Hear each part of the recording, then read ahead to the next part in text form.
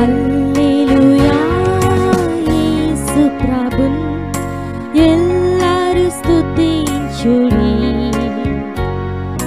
వల్లభుని చర్యలను తిలకించి స్తుతించుడి. Praise the lord. దేవునికి స్తోత్రము కలుగును గాక. దైవ గ్రంథం బైబిల్ నుండి సామెతల గ్రంథం 12వ అధ్యాయం 3వ వచనాన్ని చదువుతున్నాను. భక్తిహీనత వలన ఎవరునూ స్థిరపరచబడరు, నీతిమంతుల వేరు కదలదు. దేవుని వాక్యం వింటున్న ప్రియులారా, భక్తిహీనత వలన ఎవరునూ స్థిరపరచబడరు, నీతిమంతుల వేరు కదలదు. దైవ గ్రంథం బైబిల్లో మనము చూస్తున్న సత్యము విలువైనటువంటిది, మేలైనటువంటిది, క్షేమకరమైనటువంటిది. అందుకే వినే వ్యక్తి, చూచే వ్యక్తి, ప్రతివారు కూడా దైవ గ్రంథం బైబిల్ చదవాలని మనం చేస్తున్నాం. దైవ గ్రంథంలో ఉన్న సత్యాలు చాలా అద్భుతమైనవి, విలువైనవి. దయచేసి గమనించి ఒక దైవ గ్రంథాన్ని కలిగి పరిశుద్ధ గ్రంథం బైబిల్ చదవటం ప్రయత్నించండి. 3వ వచనంలో మనం చూస్తుంటే, భక్తిహీనత వలన ఎవరునూ స్థిరపరచబడరు.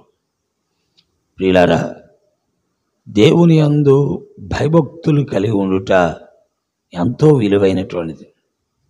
భక్తి మార్గములో నడుచుట విలువైనటువంటిది.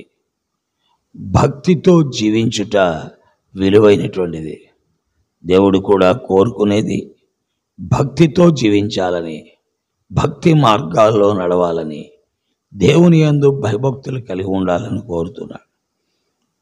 అందుకే దైవజనుడైన అపోస్తలుడైనటువంటి పౌలు ద్వారా ప్రభువు సెలవిస్తున్న మాట, తీతుకు రాసిన పత్రిక 2వ అధ్యాయం 11, 12, 13 వచనాల్లో, మీరు ఇహలోక సంబంధమైన దురాశలను, సమస్త విధములైన భక్తిహీనతను విసర్జించి మహాదేవుడు మన రక్షకుడైన యేసుక్రీస్తు ప్రత్యక్షత కొరకు, మహిమగల ప్రత్యక్షత కొరకు ఎదురు చూచుచు నీతితో, భక్తితో, మరి స్వస్థబుద్ధితో బ్రతుకుచుండాలని కోరుతున్నానని అన్నాడు. కాబట్టి భక్తి అనేది దేవుడు మెచ్చేది, భక్తిహీనత అనేది దేవుడు మెచ్చనది. అందువల్లే భక్తిహీనులైన వారు ఎవరునూ స్థిరపరచబడరు. భక్తిహీనులైన వారు ఎవరు కూడా స్థిరపరచబడరు.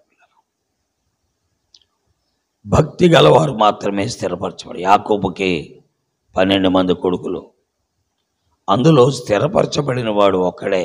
ఎవరంటే యోసేపు. మిగతా 11 మందికి మనము చరిత్ర చూడలేము. అలాగే యెష్షయికి 7 కొడుకులు, అందులో స్థిరపరచబడిన వాడు భక్తుడైన దావీదు మాత్రమే. కాబట్టి ప్రియులారా, భక్తిహీనత వలన ఎవరునూ స్థిరపరచబడరు, నీతిమంతుల వేరు కదలదు. కాబట్టి భక్తి కలిగిన వాడు, నీతి కొరకే ఆకలి దప్పులు గలవాడు, నీతిని వెంబడించేవాడు ఎన్నడూ కదలడు, ఏ అనుభవంలోనైనా కదలడు. అందుకే యోసేపు గోతులో వేయబడినప్పుడు కదలలేదు, గోతులో తీసి పొతిఫర్కి అమ్మేసినప్పుడు కూడా, అమ్మబడినప్పుడు కూడా చలనము లేదు. పొతిఫర్ ఇంట్లో తాను ఏ నేరము చేయకపోయినా జైల్లో పెట్టబడినప్పుడు కూడా కదలలేదు. నిశ్చయముగా దేవుణ్ణి వెంబడించిన వాడు ఎవరంటే ఆ యొక్క మరి యోసేపు. కాబట్టి ఆయన ఎప్పుడూ కదల్చబడినటువంటి వ్యక్తి. కాబట్టి గుర్తెరుగుదాం, ప్రభుని యేసును వెంబడిద్దాం. ప్రభు వినే వారందరినీ దీవించి, ముఖ్యంగా యవనస్తులైన బిడ్డలు, యవనస్తురాండ్రు భక్తి కలిగిన జీవితంతో, భయము కలిగిన జీవితంతో ఉండుట ద్వారా వారు భవిష్యత్తు తీర్చిదిద్దబడగలదు. దేవుడి మాటలు దీవించుగాక. ఆమేన్. ప్రేమ కలిగిన తండ్రి, నీ వాక్కు ప్రజల మధ్యలో ముద్రించండి, వారి గ్రహింపులో తీసుకురండి, నీ మాటలు వెల్లడి చేయండి. యేసు నామములో ప్రార్థిస్తున్నాను తండ్రి, ఆమేన్. ప్రైజ్లాడండి. అందరికీ వందనాలు. దేవుడి మిమ్మల్ని దీవించుగాక. ఈ వీడియోలో చూస్తున్న ప్రతి ఒక్కరూ లైక్ చేయండి, షేర్ చేయండి, సబ్స్క్రైబ్ చేయండి.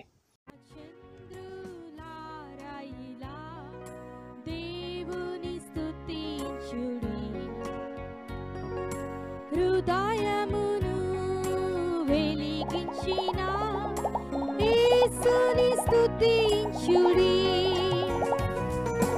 అగ్నివారాగంటారా మీరు కర్తను స్తుతించుడి. హృదయ